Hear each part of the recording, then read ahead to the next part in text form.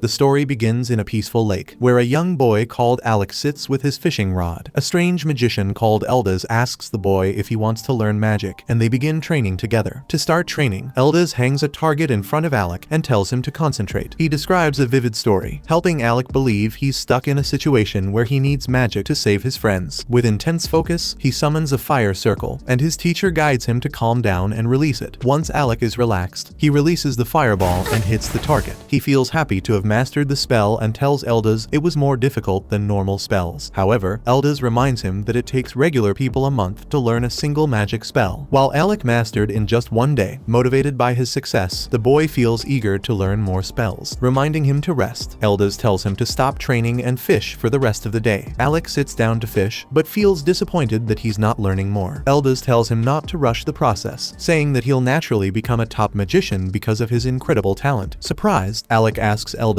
if he even needs his teaching, but Eldaz remains silent. Suddenly, a large fish starts struggling on Eldaz's line, and he changes the topic. Amused by Eldaz's incompetence in fishing, Alec helps him catch the fish. Both of them pull hard, and they fall back down from their effort, having reeled in a flopping fish. Seeing the fruit of their effort, both teacher and student start laughing. The next day, Eldaz gives Alec a book to study magical formulas. Alec finds it difficult to understand it, so Eldaz starts teaching him the patterns in the formulae. Spend their days together. They study the intricate formulas until one day it starts snowing. Alec interrupts Eldaz's lesson and hits him with a snowflake, and they start having fun in a snow fight. However, their happiness is short-lived as Eldaz decides to leave for the capital in the summer. Alec feels sad that he won't see him again, and Eldaz warns him to never become a court magician. Feeling confused, Alec asks why he taught magic to him, so Eldaz reveals that he was repaying a kindness from Alec's late mother. After his final words, Eldaz turns around and leaves Alec behind. Many years later, Alec is studying at the Royal Magic Academy. Looking through the student records, he finds out that Eldaz graduated as a top student and became a court magician. However, Eldaz was later banished from the court, so Alec feels furious at the royal court. To repay Eldaz's kindness, he decides to change the court by becoming a court magician himself. Sometime later, Alec is working as a court magician in Crown Prince Regulus's party. After a fierce battle, the prince turns around and fires him from the job. Shocked, Alec asks him why he's kicking him out, and Regulus asks him to state his job duties. Alec says that his job is to help the prince with magic, so Regulus reminds him that he failed this job in their previous battle. Regulus points out that he fights at the front lines as a swordsman, while their mage Lenny unleashes powerful offensive spells, and Ix, the tank, guards them from enemy attacks. However, he thinks that Alec's support and enhancement spells are completely useless for their party. Alec tries to explain why he only uses support spells, but Regulus interrupts him and mocks him for being weak. Lenny also chimes in and taunts Alec for always being passive and trying to avoid dangerous situations. She reveals that she always hated Alec's cowardly attitude and only accepted him because Regulus accepted him to the party. With Regulus's open rejection of Alec, both Lenny and Ix feel free to cast him out as well. Regulus says that he saw potential in Alec since he graduated as a top court magician, but now thinks that he only bought his way to the top. Once again, Alec tries to defend himself, but Regulus notices a dagger on his belt and snatches it away. He scolds Alec for carrying a weapon, saying that he doesn't allow commoners to own them. Alec says that he was only preparing for potential dangers, but Regulus grabs his collar in fury. He thinks that commoners are a bunch of idiots who can't listen to basic orders, and Alec grows quiet. Regulus yanks Alec's magician's robe off, saying that he doesn't deserve the position of court magician. The prince's harsh words send Alec into a silent panic, and his party heads into the dungeon, leaving him behind. Afterward, Alec heads back home to study the dungeon. Knowing that the prince lacks the magic strength to face stronger monsters at level 30, Alec takes extra precautions to protect him. He leaves for the capital and asks the royal guards to let him inside, but they refuse, reminding him that he lost his court magician title. As the guards point out that commoners aren't allowed inside, Lenny comes out and starts mocking Alec again, mentioning rumors of Alec entering level 67. She thinks that he just made up some stories to sound powerful. As she heads back in, Alec starts following her, but the guards block his path. Then, Alec holds out a scroll and begs Lenny to deliver it to the prince. She turns around and takes the scroll, and Alec thinks she'll at least complete this small favor. However, Lenny coldly smirks and rips the scroll apart in front of him. Turning back around to leave, she tells the guards to get rid of him. Afterward, Alec heads back to town, feeling sad that he couldn't change the royal court even after 4 years of struggles. While he's lost in thought, Alec's former party leader called Yora notices him standing there. He turns around to look at her, and she quickly rushes to hug him. The two of them sit down together, and Alec tells Yora about everything that happened. Understanding why he's feeling depressed, Yora feels angry that the Galdonic a kingdom's court is so unreasonable, as she complains about their obsession with segregating commoners and nobles. Alec feels worried that someone might hear. However, Yora points out that they're alone before remembering Alec's suffering. He tells her he'll be fine, and she feels happy that he got kicked out from the prince's party. This confuses Alec, so Yora reminds him that she made a promise years ago to recruit him back to her party. Saying that she came to the capital just to recruit him, Yora gets up and asks Alec if he wants to join her party. As he stares in shock, Yora asks him again, saying she needs his power. Alec is overwhelmed by emotion and reminds her that the court banned him for being useless. However, she simply laughs and says it doesn't matter. She tells Alec that her entire party has been waiting for him to come back. Remembering Alec's potential, she tells him he can become a court magician again if he doesn't want to join her. Tears appear in Alec's eyes, and he gets up to join Yora's party. She smiles and wishes the best for their future adventures, welcoming Alec back to the ranked party called Lasting Period. As Yora holds his hands, Alec feels glad to return to his old friends. Afterward, they start heading home together. Sleeping in his carriage, Alec remembers Eldaz's warning to never become a court magician. As he wakes up from the dream, Yora tells him that there is still some distance from their hometown. Fizzle. Alec nods, but stays awake, which worries Yora. Alec explains that his situation played out just as Eldaz warned him, before heading back into thought. Meanwhile, in the royal capital, Prince Regulus learns that Alec has left their kingdom. After Lenny tells him that Alec has become an adventurer, Regulus mocks Alec for claiming to be the biggest genius of the Magic Academy, as he thinks that Alec is a coward for running away. Lenny offers him a drink to celebrate their new party member. She thinks that the new member is a great addition because he's a brilliant talent from a noble Duke Fornius's family. Regulus accepts the drink and takes a sip, while Lenny glazes him and acts like they'll conquer the whole dungeon with their strength. As the drunk prince laughs arrogantly, Alec and Yora finally return to their hometown. Fizzle. Alec feels happy to be surrounded by so many adventurers, and Yora tells him that they'll explore a dungeon to the city's west. Before heading out, Yora remembers to get Alec registered at the Adventurers Guild. After they enter the Adventurers Guild, the receptionist informs them that they need a special license to explore dungeons deeper than level 30. She also explains that only the adventurers who've been registered for 2 years can get the license. Yora feels upset and asks the receptionist why her party member Kraa didn't get the pass for them. The receptionist explains how Kraa threatened the guild to just hand out the pass, leaving Yora completely embarrassed. Afterward, Yora sits down to eat with Alec. Upset that Kraa messed up her job, she takes a bite of her sandwich, complaining that they can't wait 2 more years to enter the dungeon's 52nd floor. However, Yora cheers up after finishing her food and decides to explore easier areas for the time being. Alec feels surprised, but she explains that it'll be a good warm-up for their serious adventures. Cheered up, Yora gets up and tells Alec to enjoy his time with her in the City of Dungeons. After lunch, they head out to a dungeon, where a swarm of monster bugs surrounds them. Yora casts some defensive magic on Alec, who rushes forward and cuts down the bugs. Yora feels happy about their teamwork, but points out that this starter dungeon is oddly difficult to clear. As the bugs start multiplying, Alec notes that some accident must have happened in the dungeon's deeper levels. Yora casts a defensive spell on herself and walks forward, but Alec tells her it's not safe. Feeling confident, she keeps going, saying that Alec has lost his old courage. Yora reminds him that he'd never back down from any monster and tells him to trust her judgment. Watching the monsters gather and bombard Yora's shield, Alec feels stuck, but remembers that he's not a court magician trying to help a spoiled prince anymore. Feeling free to help his friend, Alec concentrates and gathers his magic. Yora notices his focus, and Alec unleashes a powerful fire spell that burns all the bugs to a crisp. Yora feels happy that her friend's old spirit returned, but Alec jumps to take out some more bugs behind her. Then, as a full swarm starts surrounding the two of them, Yora casts a big shield while Alec charges a big spell. The bugs buzz helplessly around them as Alec calls a huge magic circle, unleashing a devastating thunderbolt spell that wipes them all out. Relieved that the fight is over, Alec sighs, and Yora congratulates him. Suddenly, a giant worm monster pops out from the ground and catches Yora. With no time to relax, Alec realizes that the worm must be the reason the bugs were so panicked. As Yora dangles from the monster's teeth, Alec reminds her that she has the strongest support magic in the academy. She smiles, recalling that he has the most powerful offensive spells to help with. With Yora's support, Alec calls forth a blazing dragon that coils above his wand. He chants a spell called Blazing Tornado and launches it towards the worm. The dragon instantly swallows the worm and burns its entire body to ashes, leaving Yora safe in her defensive bubble. After landing on the ground, Yora runs to Alec, who praises her abilities. Yora tells him that he's the strongest magician in the world, and Alec shyly accepts her praise. She thinks that Alec acts just like old times as she recalls one of their party's previous battles. While Lasting Period was off making records, the Royal Academy was having its graduation ceremony. A girl called Rosa sighed, watching watching Yorha's team returning from their win. After learning that they had gone down to floor 68, the students around them felt shocked since the previous record was only 37. Yorha's party made their way to Rosa, who gave them their degrees with their rankings. Ornest got 4th position, followed by Kraa on 3rd and Yora on 2nd, with Alec getting 1st position. After getting his degree, Alec thanked Rosa by calling her Rosa-chan, which made her angry. Ignoring her anger, the rest of the team also started teasing her until she crashed out. Afterward, as they started heading back, Alec stopped